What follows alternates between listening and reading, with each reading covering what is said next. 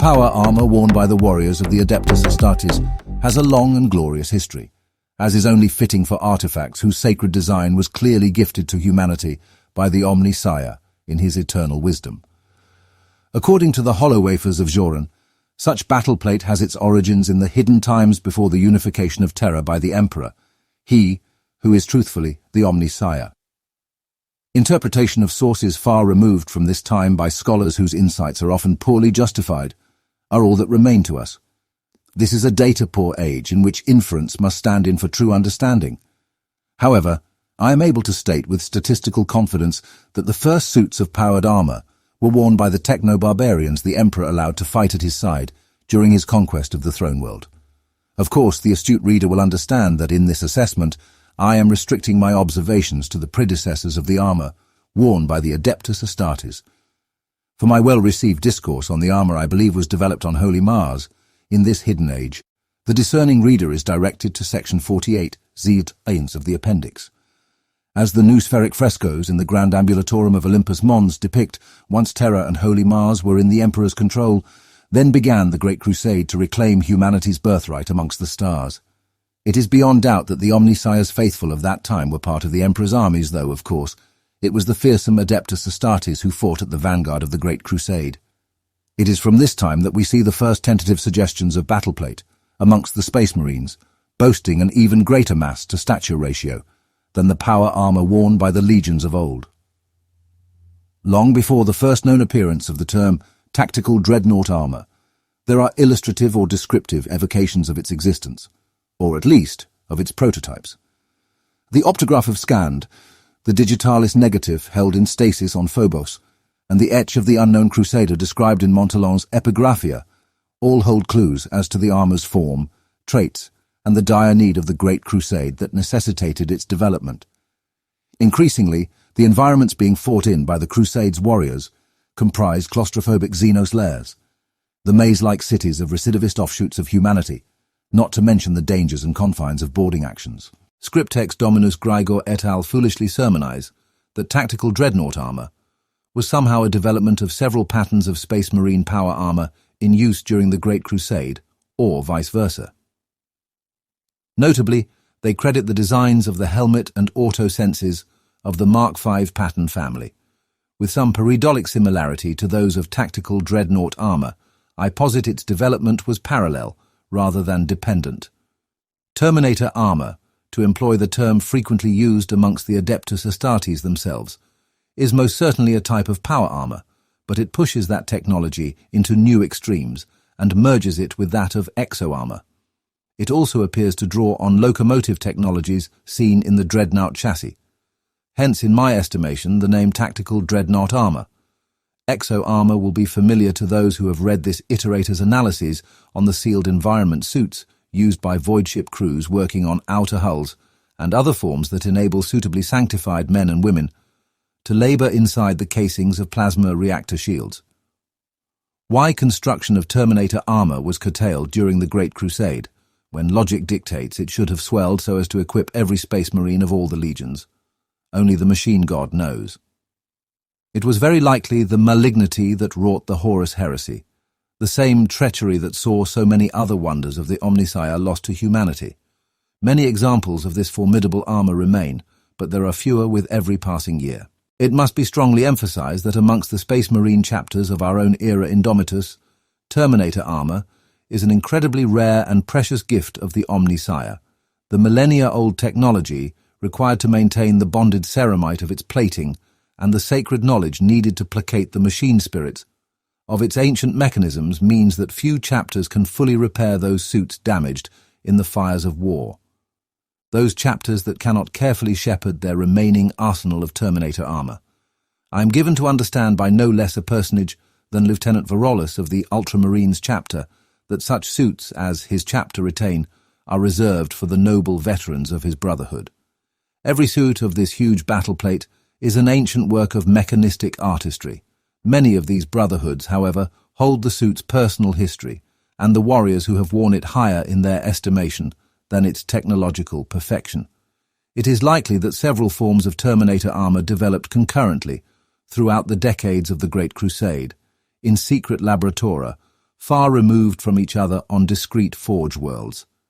This is evident in the divergences in form not only in the aspect of their outer plating, but also in many internal systems. Some renowned suites, rather than individual creations, may instead be the last survivor of a kind that was once more common. Cataphracti Terminator armor, for example, represents a paradigm of even heavier battleplate. Magos Dominus explorations of its capabilities reveal that its layered reactive plates are able to absorb far greater kinetic assaults than other subpatterns, while the inbuilt shield generators common to this form can ward away the majority of concentrated energy blasts. The price for such protection, however, would seem to be mobility. From what I understand to be the typical dynamism evident in Space Marine assaults, this appears an insurmountable shortcoming.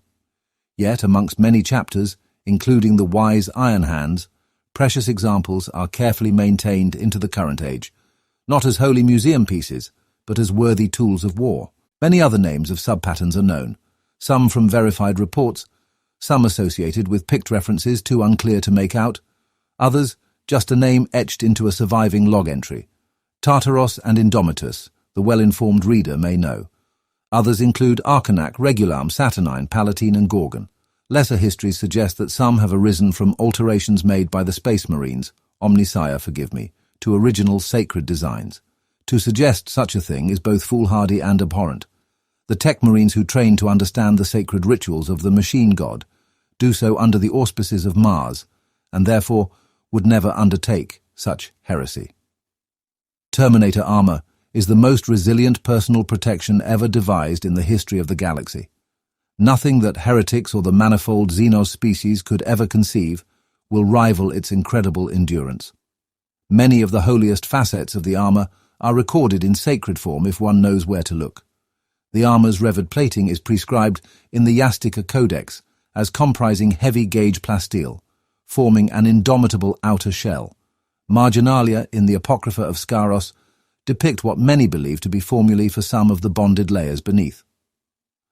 The traceries of the Ferribule dome, meanwhile, are said to match the geometries of the armor's electromotivated exoskeleton. The sheer weight of a single suit of Terminator armor has been estimated to be even too burdensome for the augmented physiology of a space marine to bear unaided.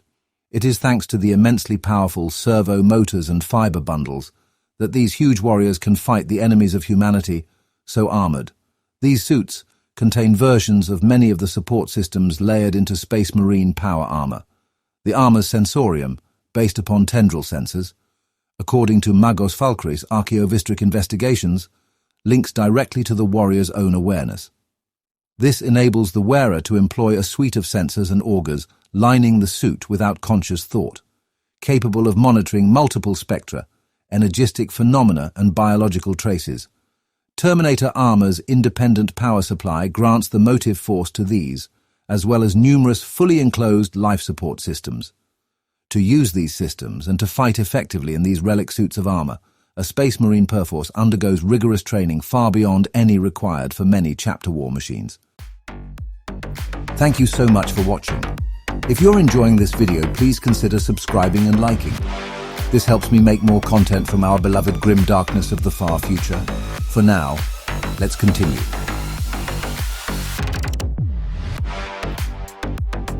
Perhaps the rarest and most esoteric system contained within Terminator armor is the teleport Homer that I believe almost all carry.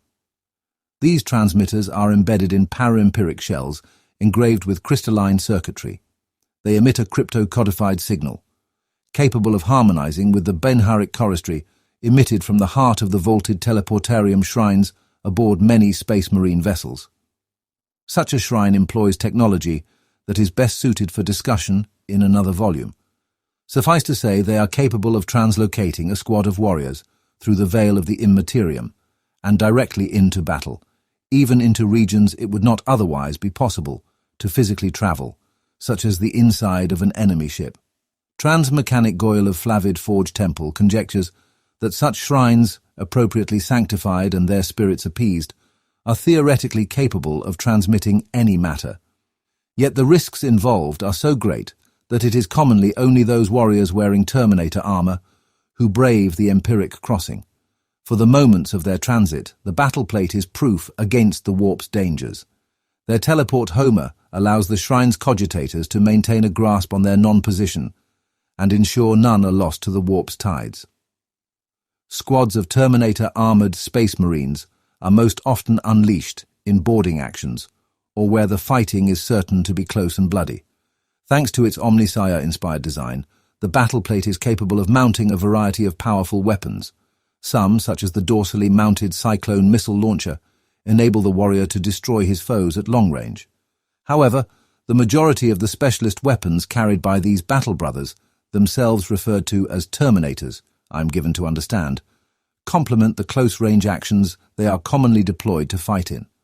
Analysis reveals that the most common weapon configuration is the Storm Bolter wielded alongside the Power Fist. This arrangement allows the Terminator to engage the foe at range, while advancing and then to deliver a devastating assault with the disruption energies of their oversized gauntlet.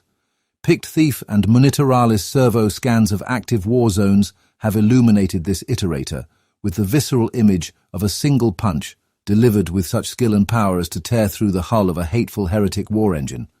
Some battle brothers, I understand, are instead gifted a chain fist. These unsubtle weapons with their adamantine-toothed blade attachments, I've heard tell, allow a space marine to carve their way through the bulkheads of traitor ships. I do not hesitate to reveal my ignorance of the varied logistical and hierarchical organization of any chapter of the ADEPTUS ASTARTES, in stating that within each squad some battle brothers are commonly designated a fire support role. Therefore, I am indebted to Interrogator Severin of the Emperor's Holy Ordo Astartes. With the incredible motive power offered by the suit, such a warrior is capable of carrying and operating a firearm with one hand that would normally only be mounted within a war engine's turret. Such a warrior. Their other arm, bearing the same powerful combat weapons as carried by the rest of his squad, may often carry an assault cannon or heavy flamer, though Interrogator Severin related her testimony that some chapters employ a variety of other virtual artillery pieces. The assault cannon is a robust and multi-barreled automatic weapon.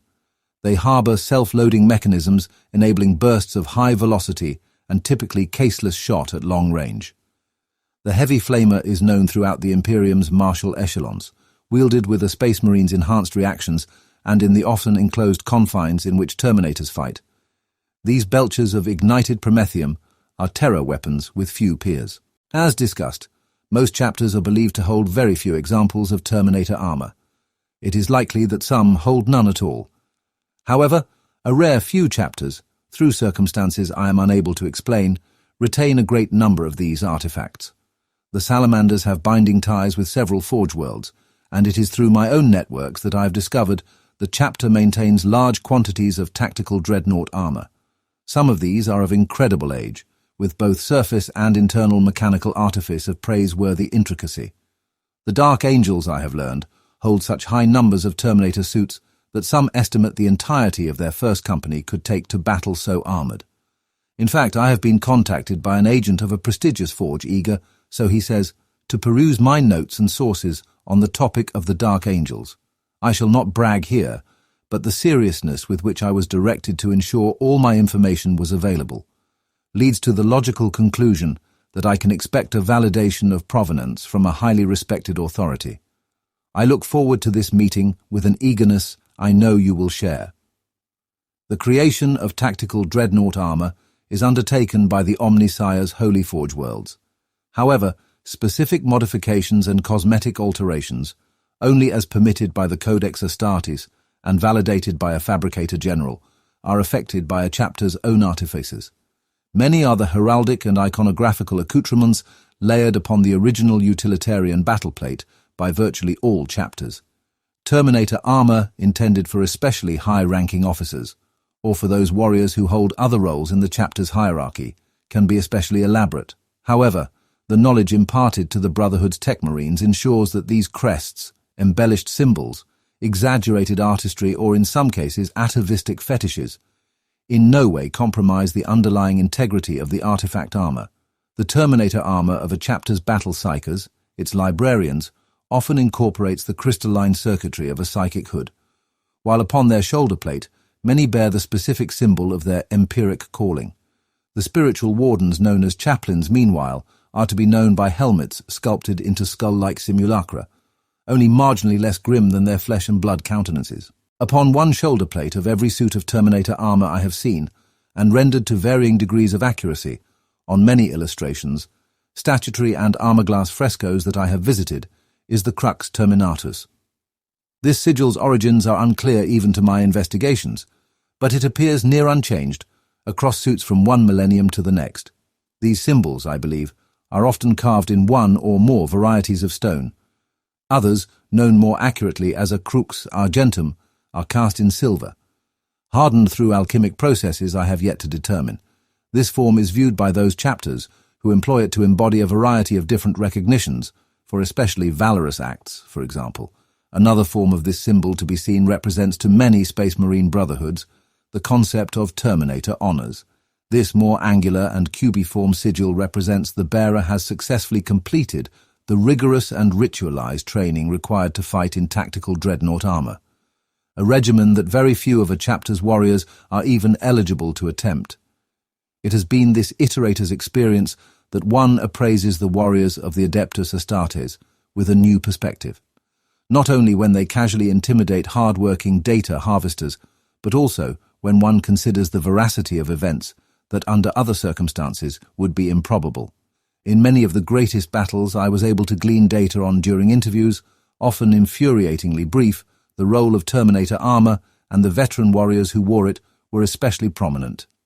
Purgations of the irrational masses of detritus, known as space hulks, feature prominently in many tales, I was told. The sin of damnation cleansed by the blood angels, for example, and the Krakamorg by the space wolves. Then there were historic boarding actions, such as the destruction of the heretic Grand Cruiser Fellmonger by Imperial Fist's Terminators. I also had decapitation strikes recounted to me, such as the Raven Guard First Company's annihilation of the traitor General Forstack's entire command staff. Lieutenant Varolus relayed to me the momentous battle for Macragge. Before the return of the Ultramarines Primarch, Lord Guilliman, the chapter's stellar realm of Ultramar was imperiled by the Xenos Tyranids. A pivotal turning point was reached upon the Ultramarines' homeworld of Macragge, and key to the planet's defense were its polar fortresses and their orbital weapons. According to Varolus, Tyranid swarms fell upon Macragge's defenders before reinforcements could reach them. At the northern polar fortress, it was the chapter's veteran First Company, many of them shielded in Terminator armor, that held back the Xenos.